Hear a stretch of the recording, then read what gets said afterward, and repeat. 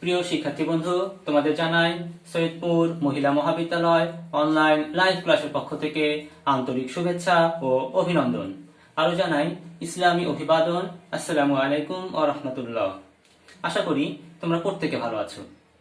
আলহামদুলিল্লাহ, আমিও ভালো আছি। শিক্ষার্থী বন্ধু, অসুস্থতার কারণে গত 19/10/2020 সোমবার যথাসময়ে ক্লাস নিতে না পারার কারণে 22/10/2020 আজ বৃহস্পতিবার রুটিনে বৃহস্পতিবার একটি বিবিধ ক্লাসের সুযোগ রয়েছে, তাই আমি গত দিনের গ্যাপটিকে এখানে পূরণ করার চেষ্টা করছি। আশা করি এর দ্বারা তোমরা উপকৃত হবে। শিক্ষার্থী বন্ধু, চলো আমরা চলে আসি আজকের পাঠে। শতাব্দীর পর শতাব্দী ধরে গুড়ি গুড়ি করে এগুতে এগুতে 1839-এ আত্মপ্রকাশ করলো এক বিজ্ঞান, নাম তার সমাজবিজ্ঞান। শিক্ষার্থী বন্ধু দেখো, সমাজবিজ্ঞান একটি সুদীর্ঘ পথ অতিক্রম করে বর্তমান সময়ে উন্নীত হয়েছে। শুধু সমাজবিজ্ঞান কেন, যে কোনো বিজ্ঞান, যে কোনো বিষয় যেটা প্রতিষ্ঠা লাভ করেছে, তার প্রতিষ্ঠার ক্ষেত্রে সুদীর্ঘ সময়ের একটা ইতিহাস রয়েছে। এই দীর্ঘ পথ পরিক্রমা দিয়েই কোনো একটি বিষয়কে প্রতিষ্ঠিত হতে হয়। শিক্ষার্থী বন্ধু, আজকের আমাদের আলোচনার বিষয় হবে বা আলোচনার শিরোনাম হবে সমাজবিজ্ঞানের উৎপত্তির পটভূমি ও বিকাশ ধারা। তার আগে আমরা আলোচনা করব অবশ্যই, তার আগে চলো গত ক্লাসে একটি প্রতিশ্রুতি পালন করে আসি। গত ক্লাসে তোমাদের বলেছিলাম কিছু প্রশ্ন ছুড়ে দিব তোমাদের দিকে। এই প্রশ্নগুলো এখন আমি করতে যাচ্ছি, তোমরা সতর্কতার সাথে মনোযোগ সহকারে উত্তরগুলো দেওয়ার চেষ্টা করবে। প্রথম প্রশ্ন, সমাজবিজ্ঞান এই শব্দটির ইংরেজি প্রতিশব্দ কি? আশা করি তোমরা সকলে সমস্বরে বলছো সোসিওলজি। এখন প্রশ্ন হচ্ছে, এই সোসিওলজি শব্দটি কোন কোন শব্দ থেকে উৎপত্তি লাভ করেছে এবং কোন দেশীয় শব্দ থেকে বা কোন ভাষা শব্দ থেকে উৎপত্তি লাভ করেছে বলতে হবে। নেক্সট কোশ্চেন,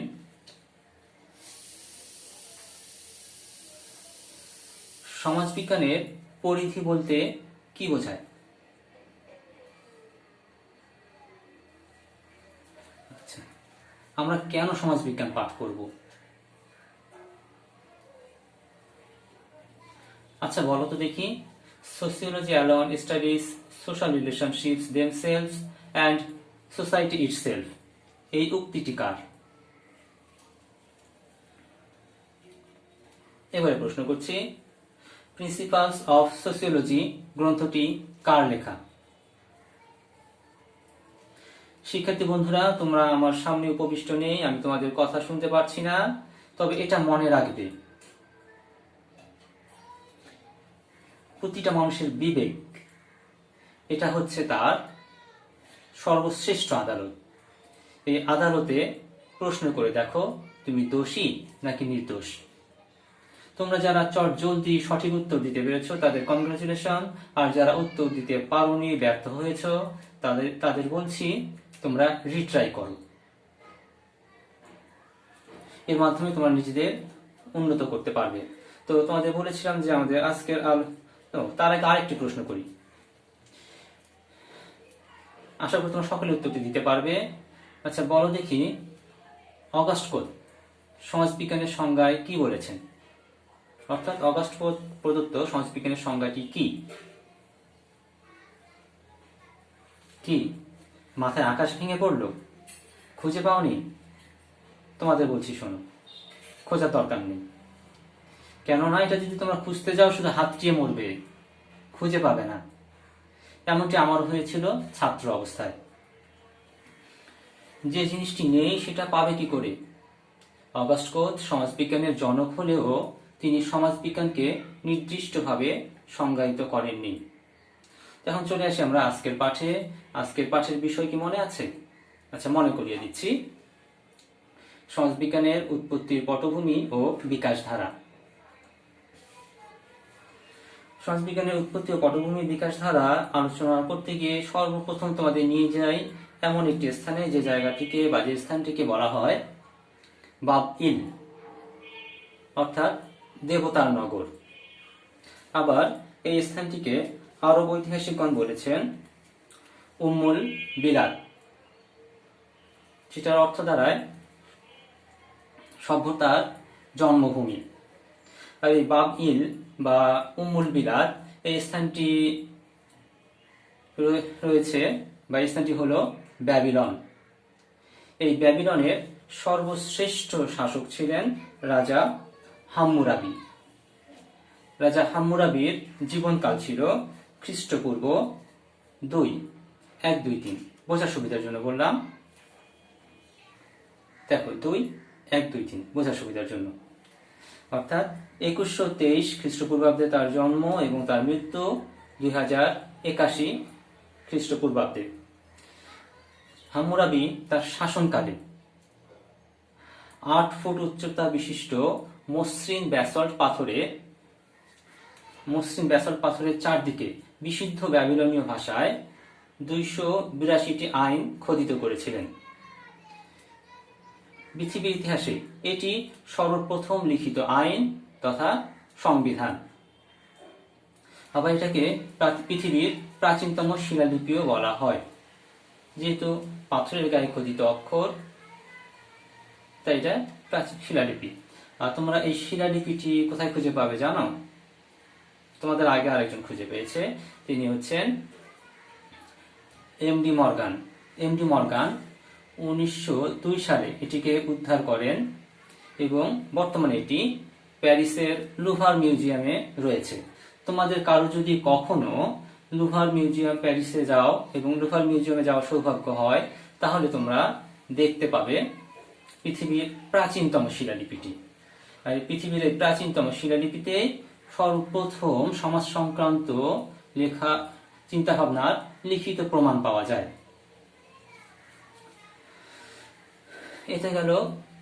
এটাকে যদি আমরা সময় গণনায় নিয়ে আসি, তাহলে এখন থেকে প্রায় 4000 বছর পূর্বে।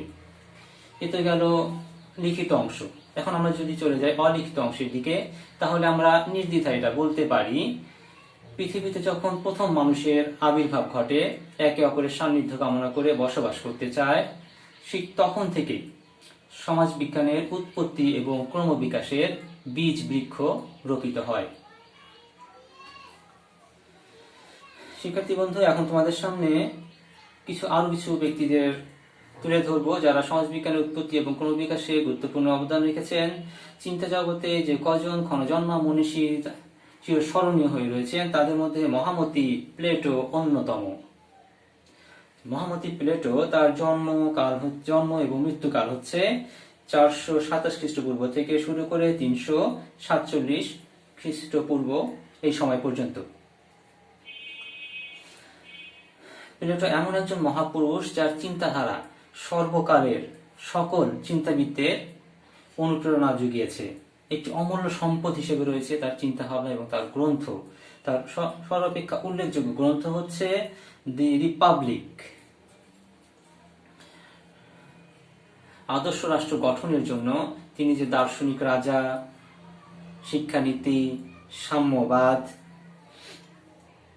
এসবের কথা বলেছেন, ন্যায় বিচারের কথা বলেছেন, এ সকল কিছু প্রতিফলিত হয়েছে তার দি রিপাবলিক নামক গ্রন্থে।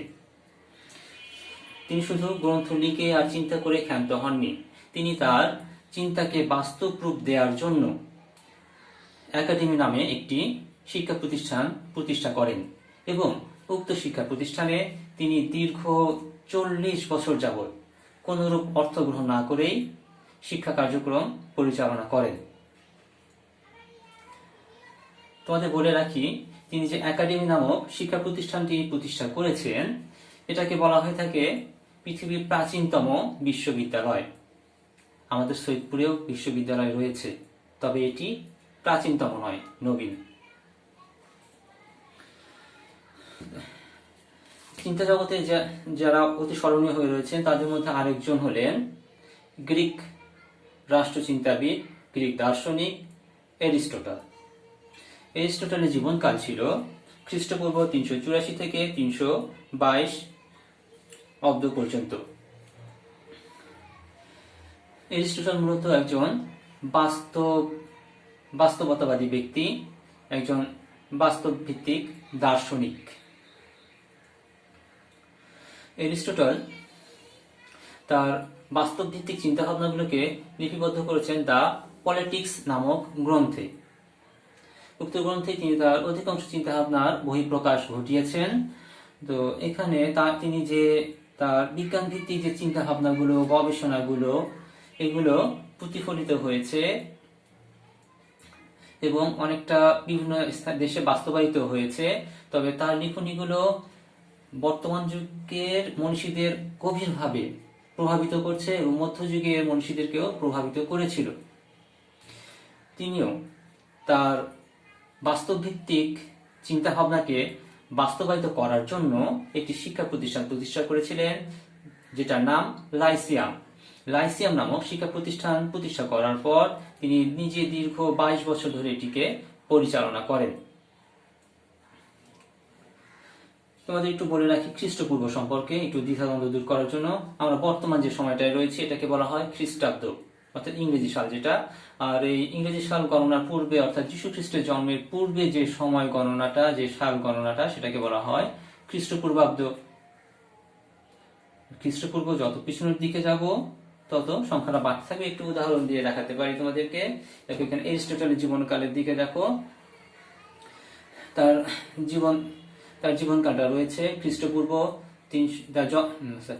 তার মৃত্যু হয়েছিল যীশু খ্রিস্টের জন্মের 322 বছর পূর্বে, কিন্তু জন্ম হয়েছিল 384 বছর পূর্বে।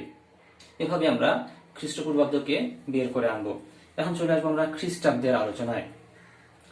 প্রথমে চলে আসি একটু ইসলামী জ্ঞান বিজ্ঞানের দিকে। ইসলামী জ্ঞান বিজ্ঞানের নক্ষত্র যখন প্রায় নিভু নিভু অবস্থা, এমন সময় আত্মপ্রকাশ করলেন ইবনে খালদুন নামে একজন প্রখ্যাত সমাজ চিন্তাবিদ এবং দার্শনিক। ইবনে খালদুনের জীবনকাল ছিল 1332 থেকে 1406 অব্দ পর্যন্ত। ইবনে খালদুন তিউনিসে জন্মগ্রহণ করলেন এবং তিনি তার পারিপার্শ্বিক অবস্থা দেখলেন খুব বিশৃঙ্খল। শুধু তার নিজ জন্মভূমি নয়, বিশ্বের আরো অপর দেশগুলো তিনি পর্যালোচনা করলেন, দেখলেন সেখানকার সমাজ ব্যবস্থা, শাসন ব্যবস্থা, উত্থান পতন, এগুলো দেখে তিনি খুব বিচলিত হয়ে গেলেন। সমাজকে উদ্ধারের জন্য তিনি তৎপর হয়ে উঠলেন। আর তখন তিনি কি করলেন? তার জ্ঞান সাধনাকে আরো বেশি করে বাড়িয়ে দিলেন। তিনি সমাজ চিন্তার ক্ষেত্রে ঐতিহাসিক পদ্ধতি অবলম্বন করলেন এবং ঐতিহাসিক পদ্ধতির সাথে সাথে তিনি সমাজ জীবনে প্রভাব বিস্তারকারী বাহ্যিক উপাদানগুলো আলোচনা করলেন এবং সমাজ জীবনে প্রভাব বিস্তারকারী আধ্যাত্মিক শক্তিসমূহের প্রভাবও পর্যালোচনা করলেন। আর এই সকল কিছুর প্রতিফলন দেখা যায় তার আল মুকাদ্দিমা নামক গ্রন্থে। আল মুকাদ্দিমা নামক গ্রন্থে ইবনে খালদুন যে জিনিসটির প্রতি সবচেয়ে বেশি গুরুত্ব আরোপ করেছেন সেটা হচ্ছে সোশ্যাল সলিডারিটি। তিনি বলেছেন বা দেখিয়েছেন বাস্তব অবস্থার প্রেক্ষিতে যে সকল রাষ্ট্রে বা যে সকল সমাজে সোশ্যাল সলিডারিটি দৃঢ় অবস্থার উপর রয়েছে, সে সকল রাষ্ট্র, সে সকল সমাজ উন্নতির দিকে ক্রমান্বয়ে যেতে থাকে। আর যখনই এই সোশ্যাল সলিডারিটি বা সামাজিক সংহতি দুর্বল হয়ে যায়, তখন রাষ্ট্র বা সমাজ ধীরে ধীরে অবনতির দিকে চলে যায় এবং এভাবে যেতে যেতে কোনো এক সময় রাষ্ট্র বা সমাজ ধ্বংস হয়ে যায়। এই সোশ্যাল সলিডারিটি বা সামাজিক সংহতিকে তিনি তার ভাষায় বলেছেন উমরান। এই উমরান আসাবিয়া, এই সোশ্যাল সলিডারিটি বা সামাজিক সংহতিটাকে তিনি বলেছেন আসাবিয়া নামে, আর আসাবিয়া বলে উল্লেখ করেছেন এটিকে। আর এটি হচ্ছে তার সবচেয়ে বড় আবিষ্কার। এছাড়া তিনি সামাজিক ঘটনাবলীর ব্যাখ্যায় একটি প্রত্যয় ব্যবহার করেছেন। এই প্রত্যয়টি হচ্ছে উমরান। উমরান এই শব্দটির যদি আমরা বাংলা অর্থ করি তাহলে এর অর্থ দাঁড়ায় সমাজের বিজ্ঞান বা সমাজ সংক্রান্ত বিজ্ঞান, অর্থাৎ সমাজ বিজ্ঞান। অনেক গবেষক, চিন্তাবিদ এগুলো পর্যালোচনা করে ইবনে খালদুনকে সমাজবিজ্ঞানের আদি জনক বলে অভিহিত করেছেন। এখন চলে আসি আমরা আরেকটু আধুনিকের দিকে। আধুনিক সমাজ চিন্তা এবং রাষ্ট্রচিন্তা জগতে নিকোলো ম্যাকিয়াভেলি এক অনন্য নাম। নিকোলো ম্যাকিয়াভেলির জীবনকাল হচ্ছে 1469 থেকে 1527 অব্দ পর্যন্ত। নিকোলো ম্যাকিয়াভেলি তৎকালীন ইতালীয় সমাজ দিয়ে খুব বেশি প্রভাবিত হয়েছিলেন।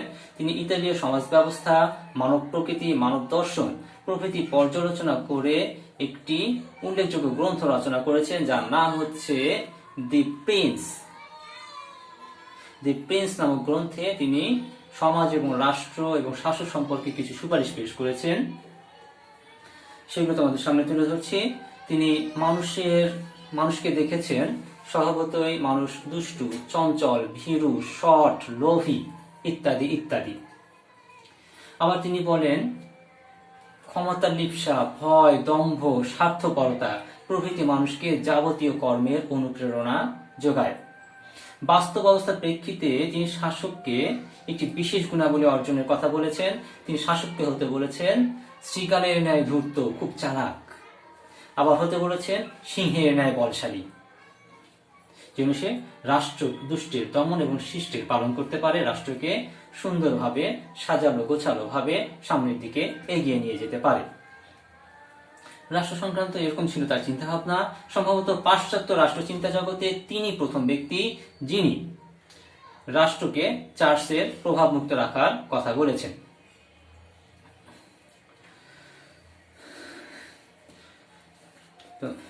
এরপরে তোমাদের সামনে উপস্থাপন করছি আরেকজন বিশিষ্ট ব্যক্তি, সেন্ট সাইমন। সেন্ট সাইমন তিনি ফরাসি সমাজচিন্তাবিদ।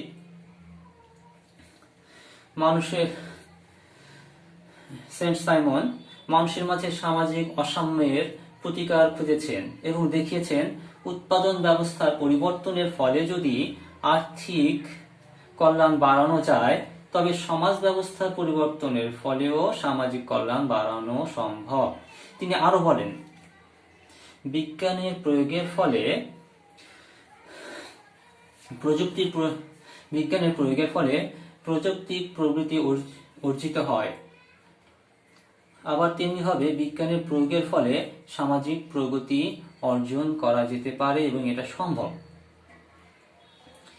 সেন্ট সাইমন মানুষের দুঃখ দুর্দশা মোচনের জন্য তার ধারণার উপর ভিত্তি করে একটি নতুন বিজ্ঞান প্রতিষ্ঠার প্রস্তাব পেশ করেন এবং সেই বিজ্ঞান প্রতিষ্ঠার জন্য তিনি সমাজ পরিবর্তনের সূত্রের একটি রূপরেখা প্রণয়ন করেন, যার হাত ধরে পরবর্তীতে প্রতিষ্ঠিত হয়েছে আমাদের সমাজবিজ্ঞান।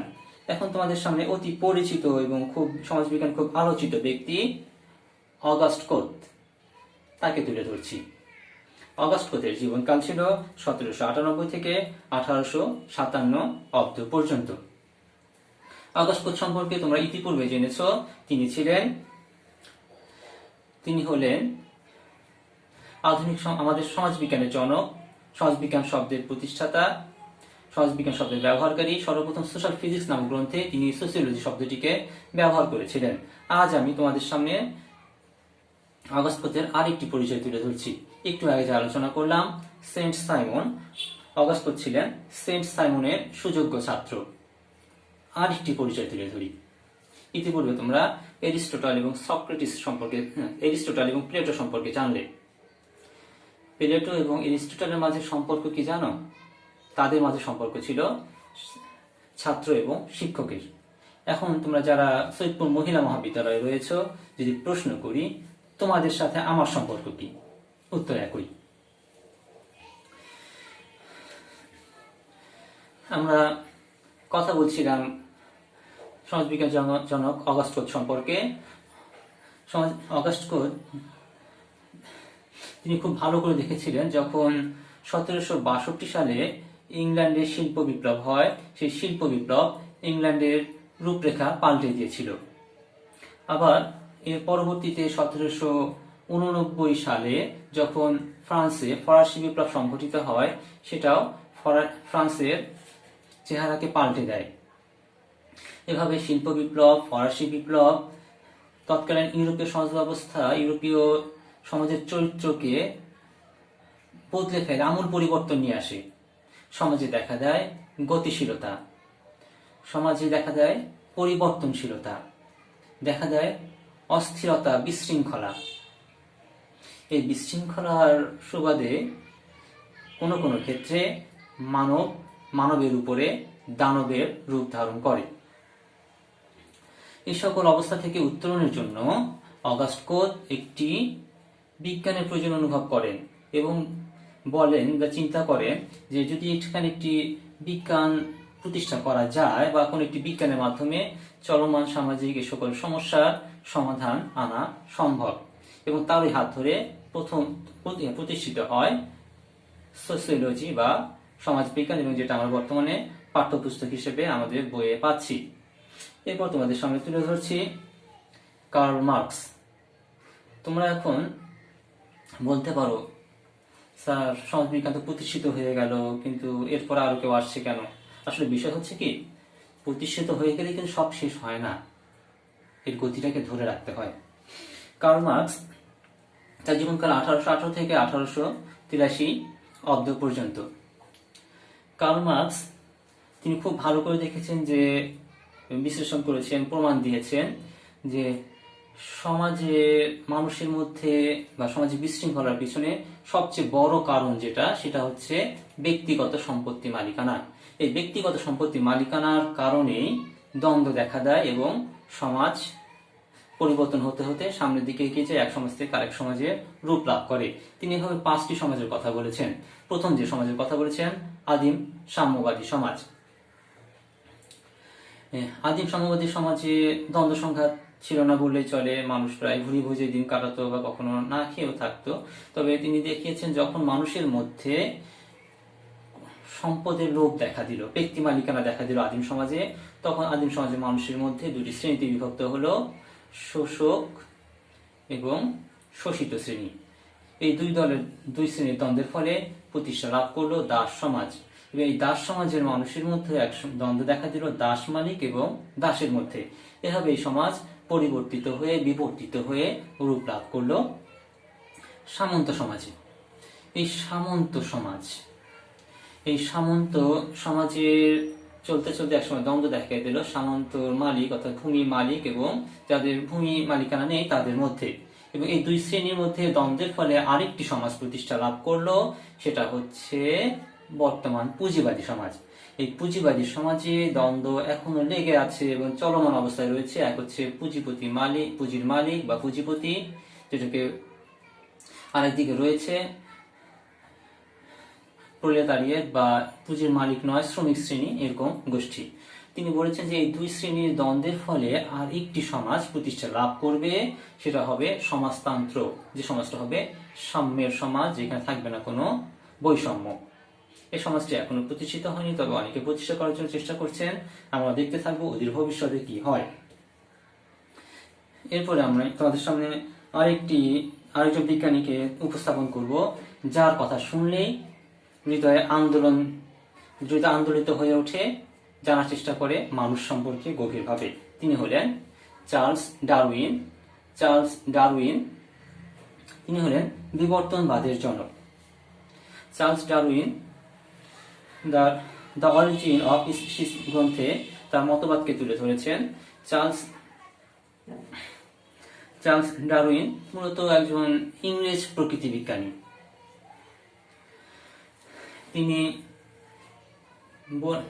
আমরা সাধারণত এটা চিন্তা করে থাকি যে, বা মনে করে থাকি যে সমাজবিজ্ঞান পড়লেই আমাদেরকে এটা মানতে হবে মানুষ থেকে বানরের সৃষ্টি হয়েছে। মানুষ নাকি বানর রূপী মানুষ, এমন অনেক প্রশ্ন আমাদের মনে রয়েছে। এখানে অনেকজন অনেক প্রাণীর কথা বলেছেন। কেউ বলেছেন ওরাং, কেউ বলেছেন ওটাং, কেউ বলেছেন গিবন। এভাবে এক একজন এক এক প্রাণীর কথা বলেছেন। তবে চার্লস ডারউইন তিনি বলেছেন যে মানুষের উৎপত্তি হয়েছে বানর সদৃশ একটি প্রাণী থেকে, যার নাম কোয়াদ্রুমানা। এবং তিনি বলেছেন যে এই কোয়াদ্রুমানা বর্তমানে পৃথিবীতে নেই, এটি বিলুপ্ত হয়ে গেছে। বর্তমান বিজ্ঞানীরা এই কোয়াদ্রুমানাকে খোঁজার নিরন্তর চেষ্টায় লেগে পড়েছেন, যারা জীবাশ্ম বিজ্ঞানী, নৃবিজ্ঞানী দ্বারা। তো কোয়াদ্রুমানার সমস্ত শরীর বা কোয়াদ্রুমানা থেকে মানুষ তৈরি হলো। প্রথম মানব ছিল সমস্ত শরীর লোমে ঢাকা, মুখ ছিল শ্মশ্রুপূর্ণ, অর্থাৎ মুখও ছিল লোমে ঢাকা। তারা পর্যায়ক্রমে সোজা হয়ে দাঁড়াতে শেখে। তবে এটা তোমরা কানগুলো ছিল সুচালো, এটা তোমরা বর্তমান সময়ে বানর, হনুমান এ সকল দেখলে এটার অনুমান আমরা নিতে পারি। তো বিজ্ঞানীরা এখনো যেটার খোঁজে রয়েছেন যে কোয়াদ্রুমানার জীবাশ্ম উদ্ধারের জন্য। বিজ্ঞানীরা যখন কদ্রুমানার জীবাশ্ম পেয়ে যাবেন তখন তারা বলবেন ইউরেকা, পেয়ে গেছি, অর্থাৎ মানব সৃষ্টির সঠিক তথ্যকে আমরা উদ্ধার করতে পেরেছি। আমিও ছোট জ্ঞানে মানুষের উৎপত্তি সম্পর্কে জানতে গিয়ে আমিও কিছু পেয়েছি, শুনবে? সেটা হলো বিবর্তনের মাধ্যমে মানুষের উৎপত্তি হয়েছে, এর পক্ষে অনেক বিজ্ঞানী রয়েছেন। আবার বিবর্তনের মাধ্যমে মানুষের উৎপত্তি হয়েছে, এর বিপক্ষের বিজ্ঞানীর সংখ্যা তার চেয়ে আরো অনেক বেশি।